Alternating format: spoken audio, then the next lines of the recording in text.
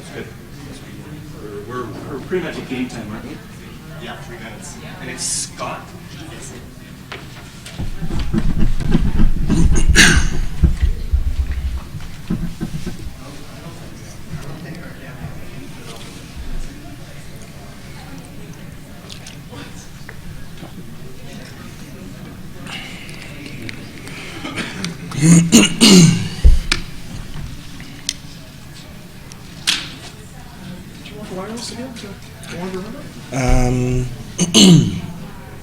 Becky, Keith's asking me if I want the wireless. Do I want the wireless? If you're not going down front, then you don't need it. Okay, I'm going to stay back here. Okay. Then we're good. I don't need it. Is there anything else you need before we get started? Shot of rye. See what I can do. I just got a frog in my throat, but I'll be all right. We'll let the water do its work. All right. I'll get us started here. All right, let's do this. How's everybody doing today? Y'all jazzed up for the last day of the Expo, yeah? Yeah, come on, that's not jazzed, come on! Yeah, that's right. Okay guys, before we get started, just a few ground rules, okay? No flash photography, please. Still photography and video recording is fine. If you have a cell phone in your pocket, please turn it off. If it goes off in the middle of this thing, trolls will come out and devour your face. I've been told we brought them in special for today, so I don't want to see them because they're creepy.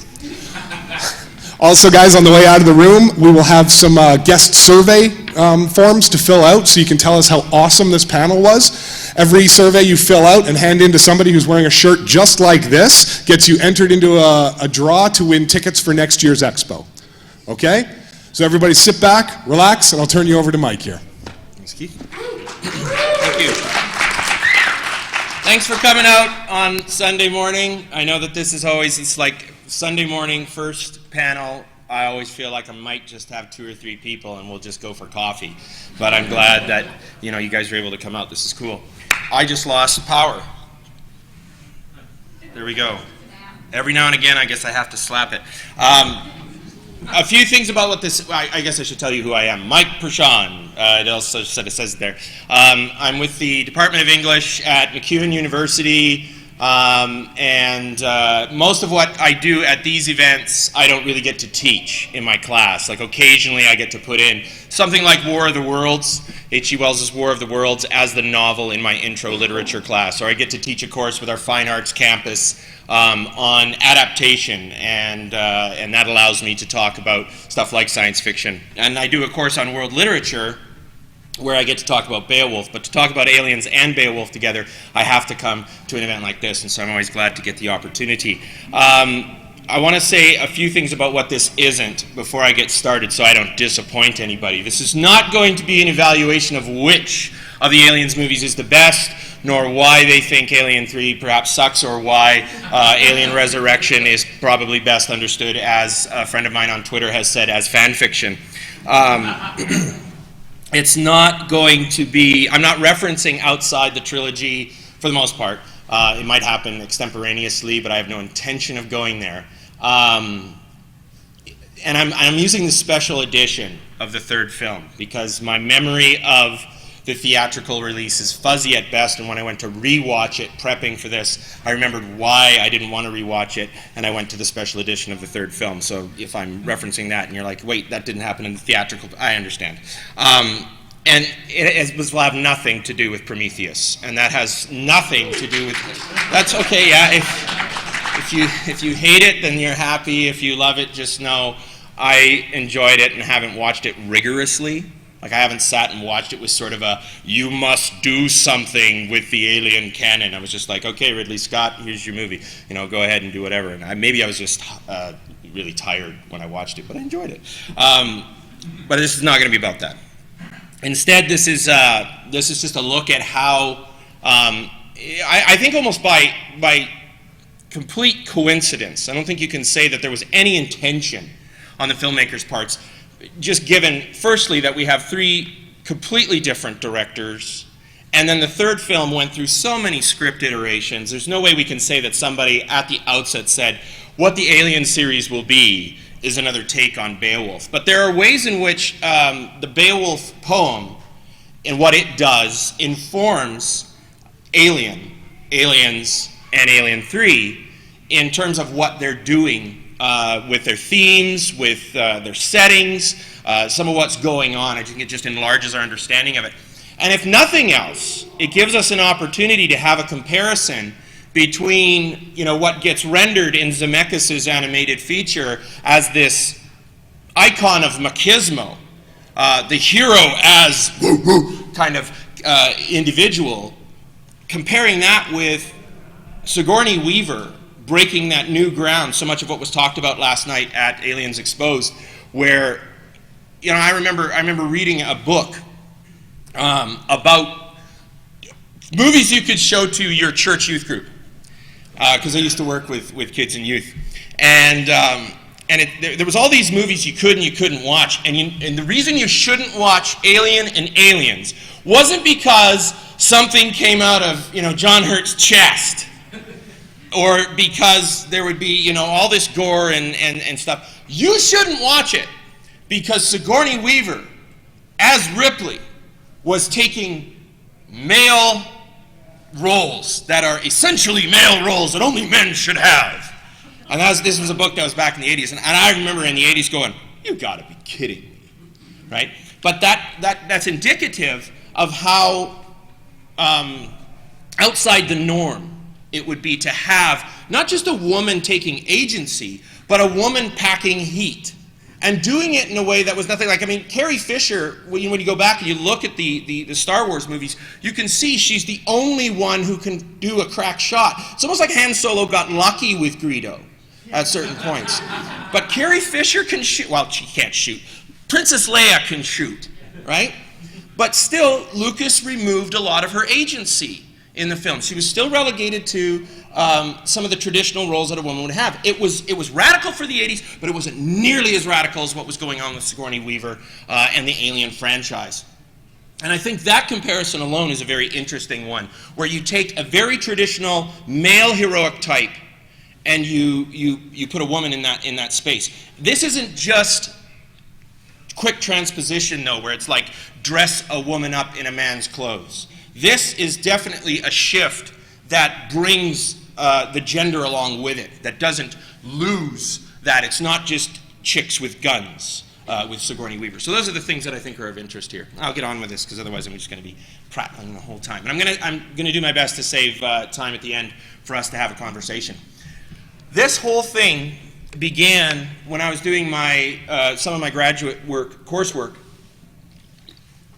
and I had the opportunity to write a term paper on Beowulf. And being who I am, I wanted to look at Beowulf movies, adaptations of that poem. And as I reflected upon what made up the poem and what these films were doing, I got to thinking, each of these in their own way does something different with the Beowulf characters. Zemeckis' film wasn't out when I did the actual study, but looking back on that paper afterwards, I was still able to say each of these questions the idea of heroism in one way or another. There wasn't much in the way of sort of an unabashed adaptation of Beowulf, where Beowulf is the hero, Grendel is the monster. We're not going to question any of those things. Mostly what happens in these other versions, with maybe the exception of the 13th Warrior, is that the idea of the monstrous is questioned. It's a sympathy for the devil, it's sympathy for Grendel. And a lot of this comes out of the work of John Gardner, who wrote a book called Grendel. It was all from Grendel's perspective. I'll tell you guys the plot of Beowulf in just a moment if you don't know. But Grendel's sort of the monster, because most people couldn't afford to have a dragon until Zemeckis did his version, or in the 13th Warrior, the dragon was a string of people with torches. But there was a questioning of the hero, especially in Beowulf and Grendel. There's this wonderful scene where Beowulf is shouting up the hill at Grendel, and Grendel's throwing rocks at him and hitting him in the head and taunting him. And Beowulf's like, "Why won't you just come down and fight?"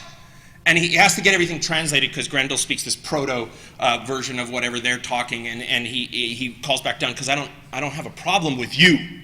I have a problem with the king. I have a vendetta with the king. So we have this sympathy for the monster that the original poem doesn't have. And I wondered, where is there an adaptation of Beowulf that doesn't make that question, that doesn't question the hero? Well, Predator would be a pretty good version of Beowulf, because you have some guys coming from another land, that whole opening scene with the helicopter getting out. Schwarzenegger, I mean, who better to play Beowulf than Schwarzenegger in the 80s, right?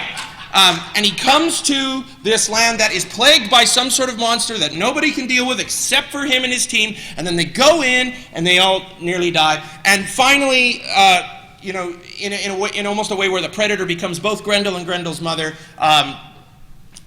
Schwarzenegger confronts him in this underwater, not in a real underwater, but he does go off that waterfall into the lake and whatnot. It all sort of worked as the same schema, the same storyline that you see from Grendel to Grendel's mother. And here we're almost to the full plot of Beowulf if you don't know it, but I'm going to get there. But my thinking about Predator almost immediately led me to Aliens just by moment of nostalgia. What movies did I sneak into that were rated R when they were released when I was just a teenager?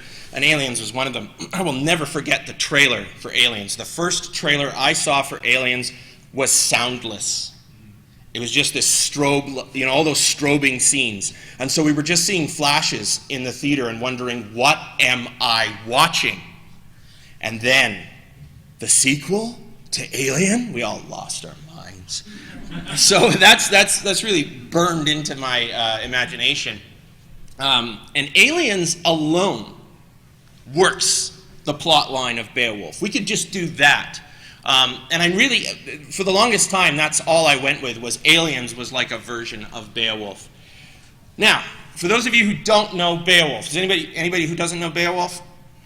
Okay, then I should just do this very briefly. And this is just the plot. Let's understand this. There's a lot of other things going on in this poem, but this is not so much about those other things today as it is about this this plot that becomes, to some degree, archetypal. And I want to make sure that I'm defining my terms. When I say archetypal, I don't think that every culture in the world works off this scheme. Because one of the things that I've learned, that my students learn in world literature, is that just because it's archetypal in, say, Western culture, will not mean that it's archetypal outside that culture. And as a very easy example, the dragon on the end. Dragons in Western culture up until, I can't put an exact point on this, but you've got, we've since Aragon is a really easy thing to say, but even before then we had friendly dragons, right? But that's not, going back further and further, a dragon is always a monster, and there's no question about it. Tolkien, speaking about Beowulf, said that the dragon is a particular type of monster, and it's nothing, and he didn't put it this way because he's a philologist. It's nothing to sneeze at, right? We don't just sort of throw it away. But a dragon in the West is almost always, as you go back through literature, evil, terrible, devastation. A dragon in the East, wisdom, knowledge, help. That's different. So when I say archetype, if I say archetypal, and I'm really quoting Seamus Heaney here, I don't mean for everyone in the world. So I think this is primarily a Western story type. But Seamus Heaney, who gave us this really popular translation of Beowulf, so that when you went into chapters indigo, people who had taken Beowulf in university and wished that they had never had to take Beowulf in university were shocked or stunned, or people who took it and loved it were suddenly loving it all the more because Seamus Heaney had given us this really vibrant translation, this lovely verse translation. But in his introduction to that version, he says that the plot is about these three archetypal sites of fear. And this goes back for me all the way to the first book I think I ever read that mentioned Beowulf. And I don't remember what it was. It was probably some book on monsters in general, some kid's book on monsters, talking about Beowulf as one of the first instances in Western culture of a horror story. Because you have, we think of this as sort of a fantasy tale, but this has definitely got some really key monster types, and then the sort of places one goes to when you want to evoke horror. If you're going to, scare your audience, where do you take them? You take them to the barricaded night house, the cabin in the woods, all those guys in that Antarctic station in John Carpenter's The Thing. Or, that's cool, you guys. My people, you're my people. Or the ship in Alien. And one of the things that I don't have in the slideshow, but I noticed over and over again, thinking about it as I was watching the movies, is how many mess hall scenes there are. Exactly. Well, this is the thing, right? This is their space. And this barricaded night house in Beowulf, as I'm going to explain in just a little bit, this is the gathering place. This is where you go for feasting and for community. And with Grendel in there, you can't have that anymore. That's been taken from you. So in many ways, Grendel's moment is the haunted house. Freud has this, it's the only thing I like by Freud, actually. He's got this great essay called The Uncanny. And in it he talks, and because he was writing in German, he's got these two terms, heimlich and unheimlich. And this is homely and unhomely. We might think of it as, I belong in my home and I don't belong in my home. I can only ever think of Eddie Murphy doing his delirious comedy routine and talking about haunted houses and saying, at the beginning of the Amityville Horror, where it's like, get out. And he's like, now if that was a bunch of people from my neighborhood, we'd have just all gotten out of the house right then. But you white people, and he would go on about how stupid we are and we stay. Which is a really great moment of us understanding that contrivance, right? You do stay. The Anglo-Saxons have no choice but to stay. This is not like they, remaxed their hall. This was something that they built, and they have to stay there. So we've got that haunted house as the first one. Grendel's mother in the infested underwater current. You are now somewhere where the elements are against you. Water is a great moment of horror for ancient peoples over and over again. Right back into the book of Job in the Bible, you've got the Leviathan at the end, and Leviathan as representation of water to the ancient Middle East. In Babylonian literature, Canaanite literature, the water was bad. It would kill you. You go out in your ship, good luck. And that hasn't changed much, because one of the most dangerous occupations you can have in North America is fishermen, offshore fishermen.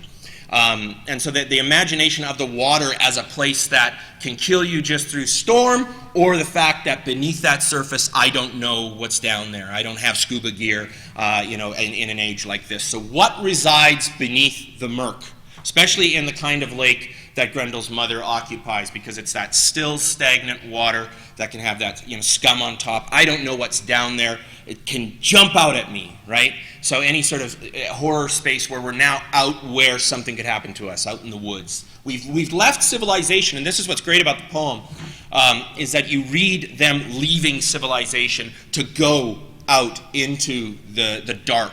And you have to go there if there's going to be any good moment of horror, right? No matter how much we slap the person next to us and go, that was stupid! Why did they go out into the dark forest? It has to happen so someone can get eaten. Then we've got the dragon and the reptile-haunted rocks of a wilderness. There isn't so much that fear of what pops out at you, because the dragon's huge. And it burns everything, but there is something really creepy, I find, when I watch Disney's Dragon Slayer. When they finally get up to where the dragon is, you know you're near a dragon's lair because the rocks are on fire, or there's bones, but there's no vegetation, because this thing has burned everything away. And so the devastation of a dragon is very different from the devastation of these other monsters. And I think in some ways we're and this is sort of cross-cultural, but we're seeing the dragon as prototype of creatures that are like kaiju, giant monsters, the sort of thing that devastates not in a little space where you're confined, but in a big space where you can do nothing about this because of the size of the creature. And that's what I love about what I've seen for the previews of Godzilla coming out later this year, is that it just looks like, yeah, let's do that, woo! Because I'm ridiculously excited about that, but I'm not supposed to be talking about that today. Maybe next year at the Edmonton Expo. If it sucks, I'm not going to talk about it. I'm just going to. I'm going to be in therapy. Is what I'm going to do. But the previews that we've seen with dude from Breaking Bad, everything he says speaks to the kind of devastation that a dragon brings. And so when Seamus Haney says that we've got these sites, these archetypal sites of fear, that's what he's talking about. And I think that each of the Alien movies, as it turns out, and I just got lucky with this. I was like, I wonder, because this is what academics do. We sit around and go, I wonder about whatever it may be. And I wonder about pop culture. I wonder about science fiction, fantasy, and horror. And so I wonder about Alien. I wondered, does the entire trilogy match it? And there are ways that you can do this. I've read articles by people. They'll crowbar their theory into whatever it is. Alien was easy. Aliens, also easy. Alien 3 was my wild card because I couldn't remember. Going back and watching the special edition, and I was shocked by the number of things where I went, yup, yup, yup. So, what do I mean by all of this? That's it. So let's start with Grendel in the barricaded night house. 2 shots from the first Alien movie that I think sort of give us this idea. We've got the Nostromo as a safe space. There are conversations at the beginning of the film. When are we going to get paid? We're not going to do this thing because then we won't get paid. Eating, sitting around, doing their jobs. They're not in danger. And then they go down to this planet, and there's that lovely moment when they try to get John Hurt back on board, and Sigourney Weaver, Ripley refuses them access. Why? Because what you have with you could contaminate the ship. That idea of contamination, so strong with these sorts of narratives where you have an enclosed space, and we won't be able to go anywhere once you bring that in here. Once that comes in, we're stuck with it. And I love the narrow, confined spaces that perhaps just budget alone required in those days. Thank God that it did, because they're awesome for that fear and that terror. And for the moments when we finally do see the alien and we're realizing, oh hey, dude in suit. The moments of confinement when it's off to the side, or that moment when it reaches out to hug the captain, over and over again we just got that sense of claustrophobia. Right? But this thing has come in from outside, and now it's here. It's here with us, and we have to deal with it. And again, you have Ripley. Ripley, over and over again, is a reluctant Beowulf. That's the difference. There's one difference right there, is that Beowulf seeks glory. Now, that's his culture. But it's also something that we see in male hero types, even in modern iterations. They seek to enlarge their fame or their glory. They may not state it overtly, but it's part and parcel of the character.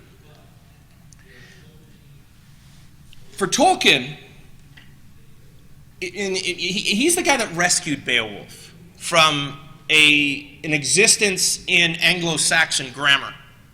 It was used as a primer for students who were learning Anglo-Saxon.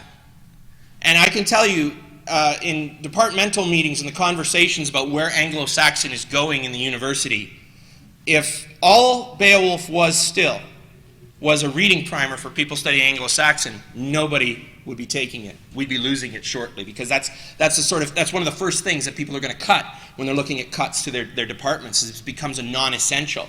But Tolkien said, why are we only studying this as a reading primer? There is a story here. There is a poem here. And this is part of the English heritage. So we should be looking at this. We should be looking at it as story. And his essay on it, Beowulf and the Critics, is great.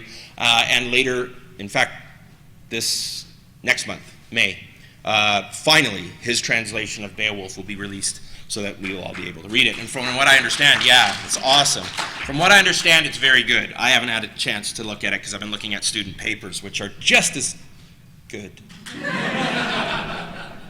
But he associated the monsters with cold, darkness, and the wilderness. And so we've got that overlap there. But this is a little different. We have to understand the Anglo-Saxon mindset here, and this comes out of another Old English poem, Bede's, the work of Bede, and he talks about the sparrow. A bunch of people talking about what it's like to live at this time.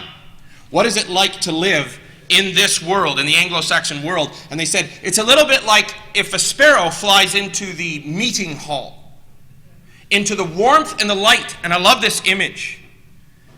With Heorot, this hall built upon a hill. You can see that little light spilling out from the interior. Everything else is darkness. And a sparrow flies into that hall, and warmth and light, sound and joy, and then it flies out back to the darkness. And that's what life is like. That's bleak. and we're going to return to that. To imagine, what this would be like, if you've ever been to Fort Edmonton and stood in the fort, try to think back to imagining that Edmonton isn't there at all, and all you have is the fort. I remember standing up in the great house and looking out towards the trees and going, oh, and it just hit me. This is the same sort of hall. This is the same sort of place. And you travel through the darkness, and then there's this light. And you go in, and you're able to enjoy it, but you're going to go back out to the darkness at some point. And that's going to be important for us. I needed to sort of go through that. The Nostromo becomes this for the Alien, the first Alien movie. It's going to, they're going on a rescue mission. So potentially, if there were people at the other end, they're the light, they're the warmth, they're the goodness, right? And into this space of safety comes this threat. And it's not a threat where there's moral ambiguity. And this is one of the great things about the Alien series, is that we've never had to feel bad for the xenomorph. In a way that, Zemeckis' Beowulf really makes Grendel, as horrifying as he is, sympathetic in those moments when he curls up into the fetal position and his mother comforts him. There's that moment of, oh, don't do that. Like Alan Rickman as the Sheriff of Nottingham. I couldn't hate him. He was too charming. I like him too much. Yeah, he was great, right? But he's not he becomes the ambiguous villain. We've got lots of those now, The actor who plays Loki, help me here. Thank you. Talking about the films is saying he's been saying what you've got is a sort of flattening out of these things to some degree. We're problematizing the heroes and giving them some edge, right? Where maybe they never did before. There was no moral ambiguity with Thor in the early work, but now he has to question stuff. And Loki becomes sympathetic between a combination of the charisma of the actor alone and the fan base that follows that, as well as the way that the character is being constructed. Ruth Staver, talking about Grendel, says there's no ambiguity here. Grendel in the poem is not seen as neutral, and it requires some gymnastics on the part of academics to make him so. We have to bring our 21st century values and dump them into Beowulf to get that to happen. It can be done, but what we've done there is we've read into the text. I don't think that's in the poem. Ruth Staver doesn't think it. A ton of people don't think it. As the foe of mankind and the adversary of God, Grendel is portrayed as most definitely evil, and so it's not really that the xenomorph is evil, per se. I'm not really sure that there's a moral issue here. But it bleeds acid, right? You get that in the first movie. I'd forgotten that was so quickly conveyed to us as the acid, going through those decks and them running. This is setting us up. You guys are going to have a problem with this thing later on. Because at that point, I'm sure the audience was going, looks like a bug. Quick, stab it, burn it, kill it, it's done. Acid. Ugh. Right? And then that thing goes and hides. And this is something that is also analogous to Grendel, is that there is a way in which Grendel is almost a shapeshifter. He becomes more anthropomorphic as he stalks towards Herod. If you reading through the poem, and it's the same thing for the alien. When we first meet the alien, egg, face hugger, thing that comes out of chest, but later on it's going to increase in that anthropomorphism. But never, even when we're like, oh, man in suit, do we think that's a man. It's always a bug, and we're perfectly okay with killing it. I think in fact, the final scenes of the first and second film, we're all sitting in the theater or in our homes watching the DVD going, kill it, just blow it out of the air hatch. Which is the same way that, some of us, I suppose, respond to having a bug in our homes. Kill it, just get rid of it, because it's so other than what we are. It's so removed from our experience, so that we don't have that moral ambiguity. Now, this next little bit is going to be a switch between Beowulf and Alien and Beowulf and Aliens, because there isn't really the same idea of Beowulf coming to heal a hurt for this king who has this monster in his meeting hall. That happens in Aliens. And instead of this, the guy that meets Beowulf and his men down at the shoreline says, I can see that you're no hanger-on in hero's armor, but you're the real deal. You're the real article. But the kind of heroes that we get in James Cameron's Aliens are hardly that sort of hero. They too are reluctant, but in a different way than Ripley is. They're reluctant to be the kind of hero that she is. They're happy and eager to go to the fight. And in some ways, they mirror the sort of idea that we get with Beowulf and his men coming and saying, we're ready. In fact, Beowulf, I'm just going to take off all my stuff and I will meet the creature without, sword or anything. And Zemeckis, takes that and does a whole Austin Powers joke almost with it. But these are not, the pure heroes. And yet they have that Beowulf sense of eager for glory. Sigourney Weaver, again, is a reversion of these things. It's a subversion of these things. She does not seek glory. She does not want to go. But, like Beowulf, she seeks to heal a great hurt. And she's willing to go to LV-426 to make sure that gets worked out. Now, I'm using Zemeckis' images because they make for a great triptych. And then I don't have to explain that I'm not talking about Grendel anymore. Once we see that it's Angelina Jolie with gold in the tail, then we just know we're looking at Grendel's mother. But that's not at all how she's pictured in the poem. She's far more hideous. Unless you think Angelina Jolie is hideous, in which case, carry on. But this is the sort of the iconic image of Aliens. Ripley with Newt, the flamethrower and the grenade launcher in the Queen's lair. And that requires a descent. It's in the same way that Beowulf, and that's why I say it just all sort of fits together for me when I think about these story types. A descent into an infested underwater current. The aliens even coming up out of water at certain points to grab Newt. The Queen herself being more prodigious than her offspring, which is the same thing in Beowulf. Beowulf is able to deal with Grendel's mother's offspring, with Grendel himself, without having to resort to using a weapon. He doesn't get that opportunity. In fact, he needs a special weapon to deal with Grendel's mother. And so we have this amplification of the monstrous in the mother, in the Queen of the xenomorphs. And that idea of infestation. There are many creatures that Beowulf swims past as he descends into that underwater layer. We know that Ripley is surrounded by aliens as she is in that layer. And all she has as recourse is to aim her weapon at them to say to the Queen, I will harm your offspring if you harm that child, who she has, she's adopted. We know this. We know that Newt has basically been adopted. And this is one of those moments where I really feel that the Alien series didn't forget about the gender of its character.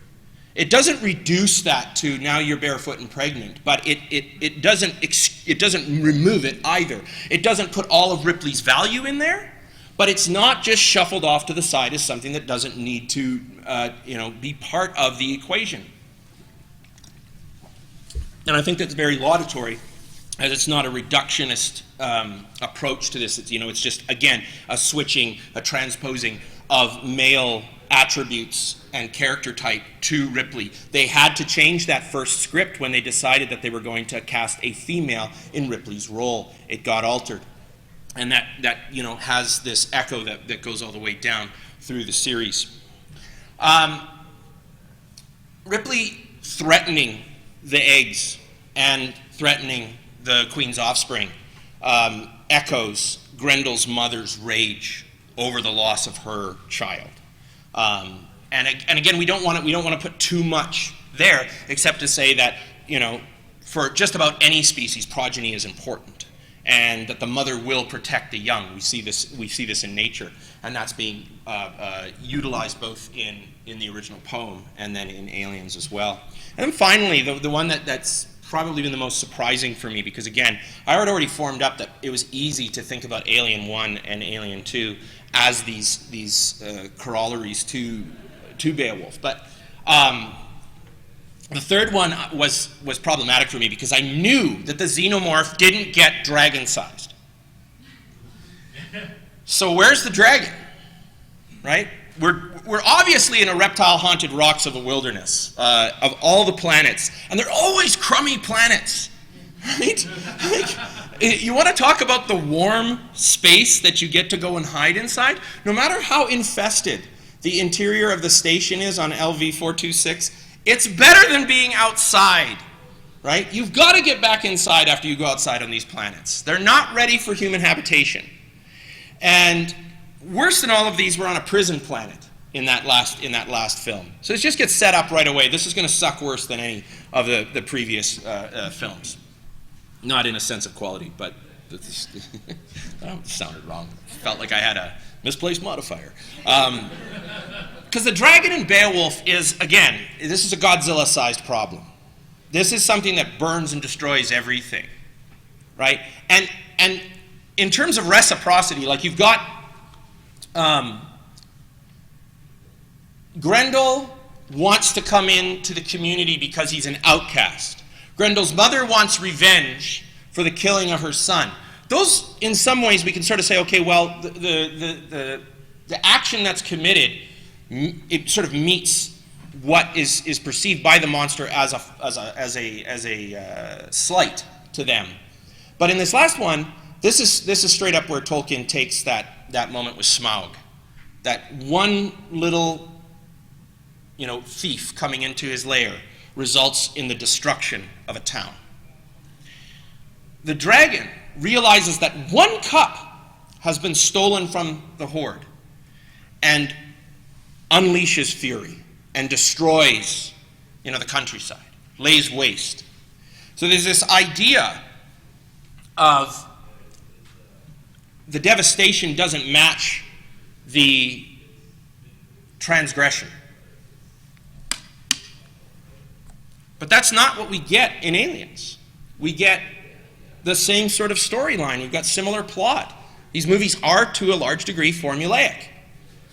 So we're getting a little bit of the same thing that we've seen before. We know this pattern. We like that pattern. We go to those movies for that pattern. We're waiting for who's going to get the face hugger and what's it going to jump out of. We're waiting for those moments, right? But what I found of greater interest, and we're going to get to the dragon, but first, there's, in the dragon episode in the Beowulf poem, you have the lack of community. Beowulf went and helped a king that he didn't really owe a debt to. His father did, but he didn't owe a debt to. But he goes and he helps that king, and he gets rid of Grendel, and he gets rid of Grendel's mother, and then he goes home. And finally, he becomes a king. And a dragon ruins his kingdom. Does he get a hero from another land? No. Does anybody come to do this except for him? No. Just like Ripley.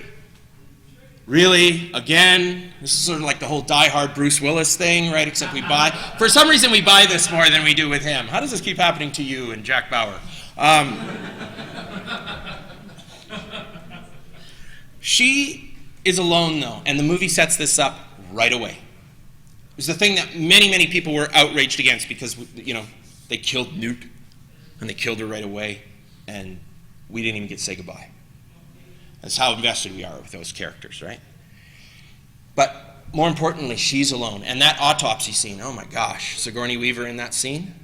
I am alone. You have taken away from me, all these things. I keep waiting for her to jump over and throttle Fincher, even though it's not his fault. He was given the script, but I kept waiting for her to jump at the camera. And, why did you do this to me? But I love this image of her with all the men in the background. And here's one more way in which she's more alone than she's been previously, is that we've lost some of those strong females that we've had throughout the franchise.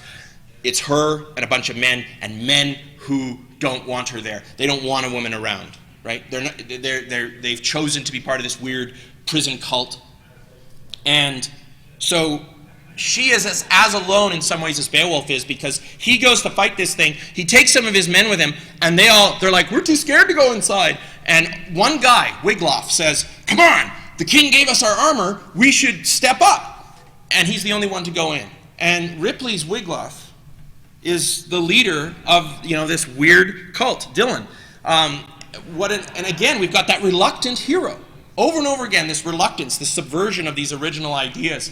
So he's reluctant to do it, but he realizes that he has to because, for whatever, to get rid of the monster, this is what needs to happen. And we're back at this point to this darkness of the Anglo-Saxon imagination. Beowulf as a poem begins with a baby in a basket with a king inside.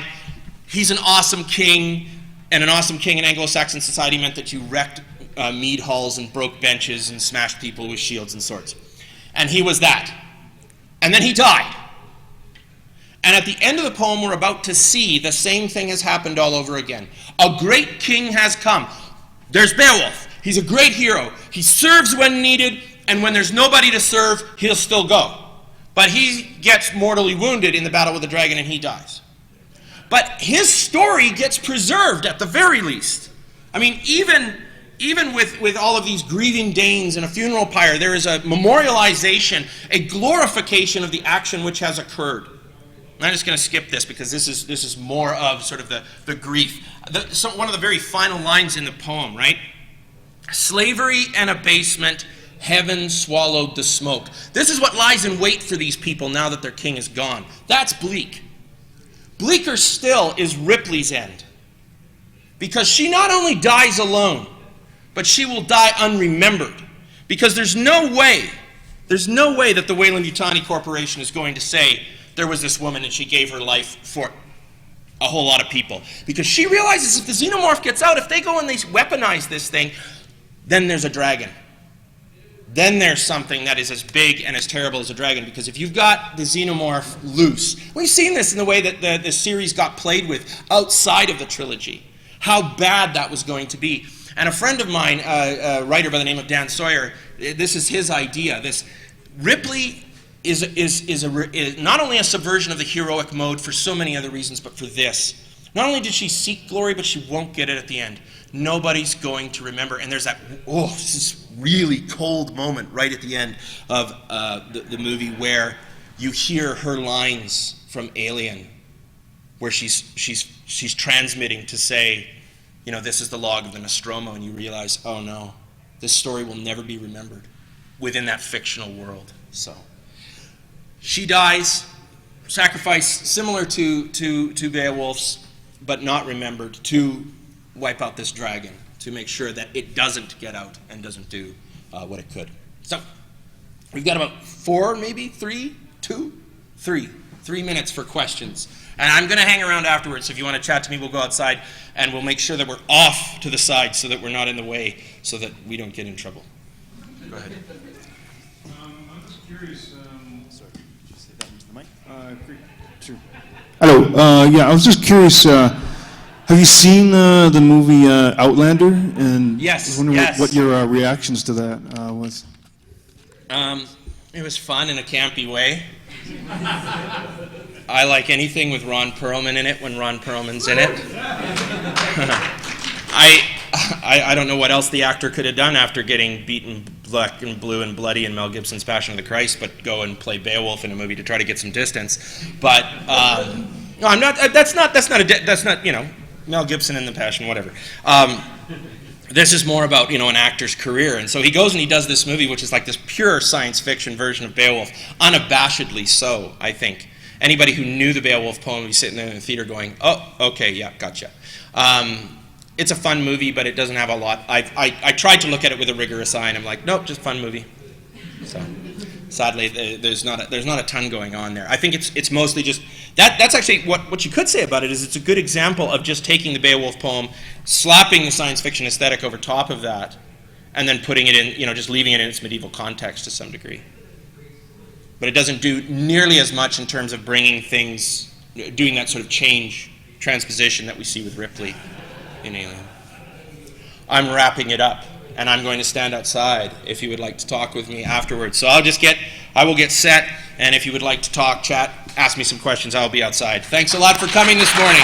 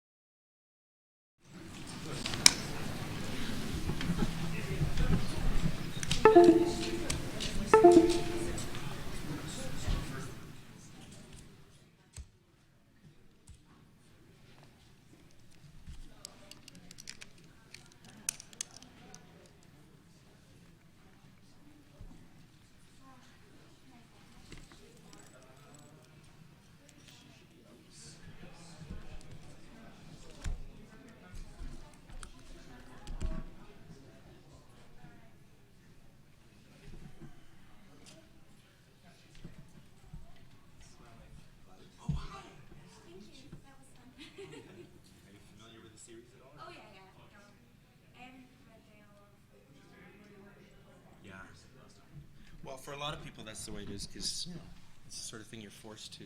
Trying to come up with really clever questions like magic, his influence on aliens, and the concept. I'm like, Yeah. how do I want that to build? Well, Be good it, graphic. I think the brilliance of his design is that it is so inhuman that there's no way to feel sympathy for these things. That not even once you realize that the Queen has lost her young, you're just like, we don't care. Like, you know, when Sigourney Weaver gets to deliver that great line, you know, stay away from her. I'm like right there with her, right? And so the entire series benefits from an incredible creature